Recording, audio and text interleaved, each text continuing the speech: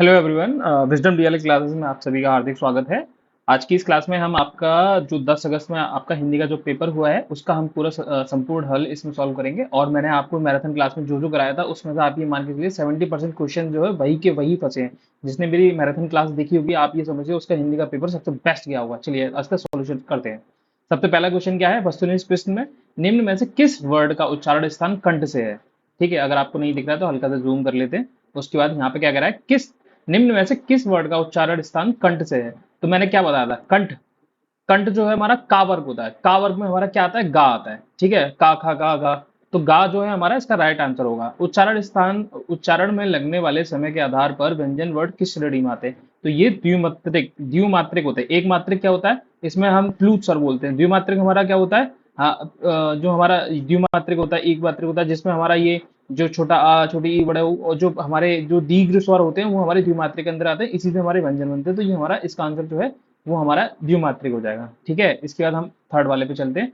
अधोलिखित में अविकारी शब्द क्या कहलाते हैं। अधोलिखित में से अविकारी शब्द क्या कहलाते हैं। अविकारी शब्द क्या होते हैं, अविकारी शब्द वे होते हैं जो मतलब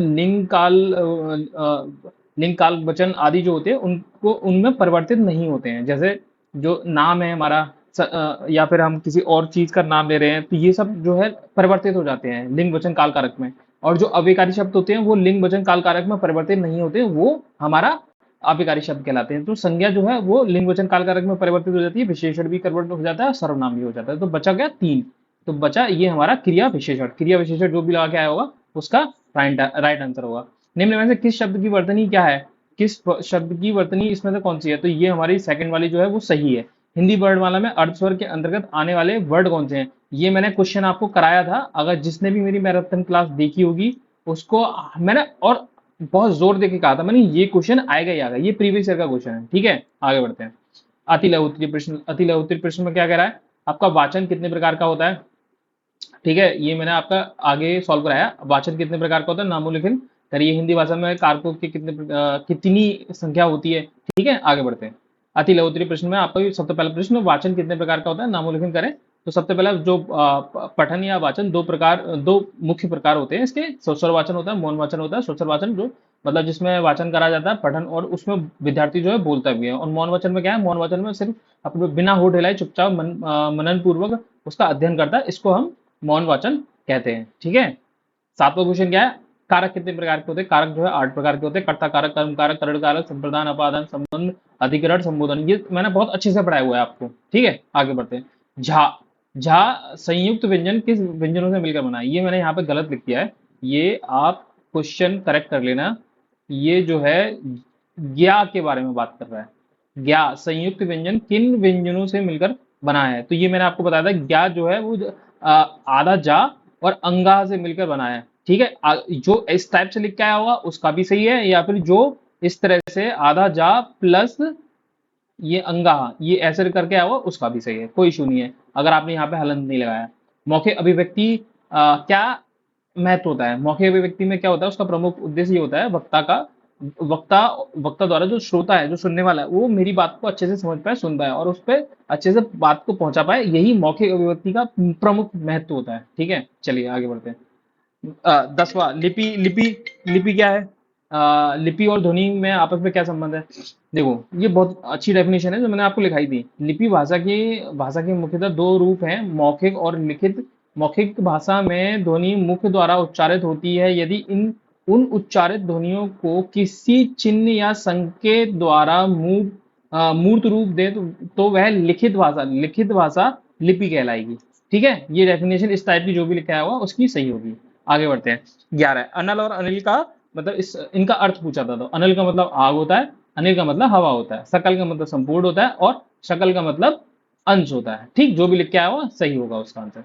ठीक, ये मेरा नाम क्रांति है, लाइक शेयर कर देना इस वीडियो को और लाइक और सब्सक्राइब कर दीजिएगा। ठीक, आगे बढ़ते हैं। लघु उत्तरीय प्रश्न में, लघु उत्तरीय प्रश्न में वन का पर्यायवाची पूछा था, पर्वत का 5 पर्यायवाची पूछे थे। तो वन का जंगल हो गया, कानक हो गया, विपिन हो गया, अरडय हो गया, कातांध्र हो गया, बीहड़ हो गया, गहन हो गया, विटप हो गया। ठीक है, पर्वत का शैल हो गया, नग्न हो गया, भूधर हो गया, पहाड़ हो गया, अंचल होगा, महीधर होगा, गिरी हो गया। इतने सारे पर्यायवाची जो भी इस टाइप के लिख के आया होगा उसके सही होंगे। ठीक, प्रारंभिक स्तर पर लेखन सीखने की विधियां बताइए। मैंने ये आपको आगे बताया हुआ है, ठीक है। ये देखो मैंने आपको पढ़ाया, ये उस दिन का जिस दिन मैंने आपको मैराथन कराई थी, उसी दिन का ये लिखा हुआ है मेरे पास में, ठीक है। ये क्या है, लेखन अभ्यास, यही लिखना था इसमें। सुलेख है, अनुलेख है, सुतलेख है। सुलेख, सुलेख का अर्थ होता है सुंदर लेख, ठीक। अनुलेख का अर्थ होता है अनुलेख करना, और सुतलेख का अर्थ होता है जैसे हमने आ बना दिया, तो ये हमारा आ है। आ को हम बनाने के लिए क्या करेंगे, हम डॉट डॉट डॉट डॉट करके इस टाइप का बच्चों के लिए कर देंगे, जिससे जो है बच्चा उस पे अपनी कलम जो है, पेंसिल जो है वो फिराएगा, जिससे उसको लिखने का अभ्यास होगा। ये इसमें लिख के आना था, जो भी इस टाइप का लिख के आया होगा उसका सही होगा, ठीक। आगे बढ़ते हैं। वाक्य के आवश्यक गुण कौन कौन से हैं। वाक्य जो है उसमें सार्थकता होनी चाहिए, उस वाक्य में योग्यता होनी चाहिए, आसक्ति होनी चाहिए, ठीक है। इस टाइप से जो भी लिख के आया होगा उसका सही होगा, ठीक है। सार्थकता, वाक्य की सभी शब्द सार्थक होनी चाहिए। वाक्य की जो गुण है, सार्थक के साथ साथ प्रसंग के अनुसार अर्थ देने की क्षमता भी हो। अक्षांश वाक्य, आकांक्षा वाक्य की ये आकांक्षा होती है कि उसमें एक किसी ऐसे शब्द की कमी ना हो जिसके बिना अर्थ ग्रहण में व्यवधान आए, ठीक है। उसके बाद ये जो है लिख के आया होगा, इस टाइप का जो भी लिख के आया होगा बेसिकली सबका सही होगा, ठीक। वर्णों का उच्चारण करते समय हमें कौन कौन सी सावधानियां रखनी चाहिए।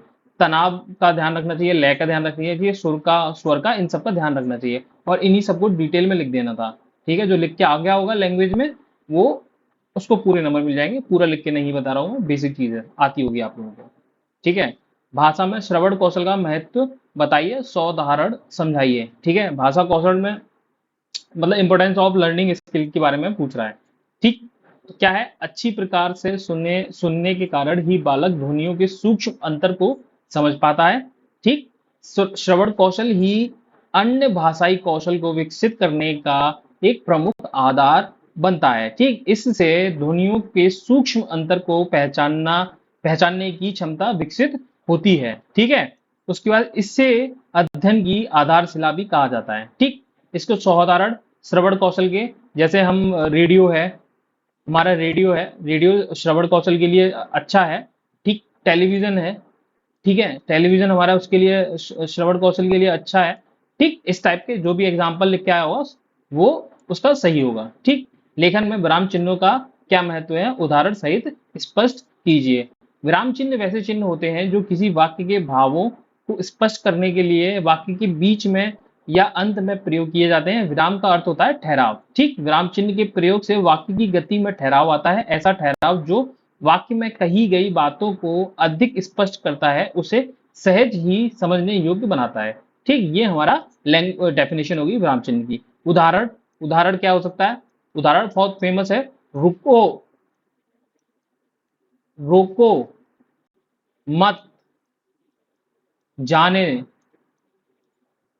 जाने दो। तो यहाँ पे हमने विराम चिन्ह लगा दिया, रुको मत जाने दो, ठीक। उसी को हमने यहाँ पे दोबारा लिखा, रोको मत, और यहाँ पे हमने अल्पविराम लगा दिया, यहाँ पे लिख दिया जाने, जाने दो। तो इसका पूरा सेंटेंस, इसका पूरा जो है वो मीनिंग जो है वो चेंज हो गया। रोको मत, क्या, रोको मत जाने दो, इसमें रोको मत जाने दो। तो ये हमारे विराम चिन्ह है, एक स्पष्ट भाव प्रकट करता है कि इन शब्दों का अर्थ क्या है, भाव क्या निकल रहा है, ठीक। भाषा में शुद्ध उच्चारण का क्या महत्व है। आप एक शिक्षक के रूप में शुद्ध उच्चारण कौशल विकसित करने के लिए कैसी रणनीति अपनाएंगे, ठीक है।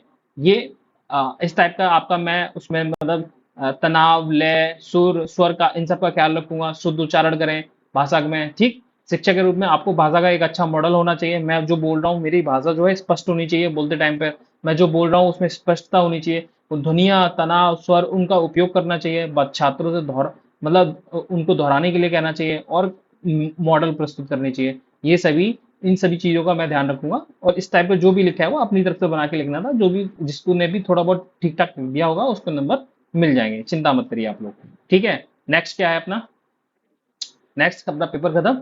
मेरा नाम अगेन क्रांति है। इस वीडियो को लाइक कर दिए ज्यादा से ज्यादा, और अपने दोस्तों को शेयर करिए और सब्सक्राइब करिए, और नीचे हमारा टेलीग्राम चैनल का लिंक है, उसको ज्वाइन करिए। आगामी आपकी परीक्षा में हम आपके साथ हमेशा खड़े रहेंगे।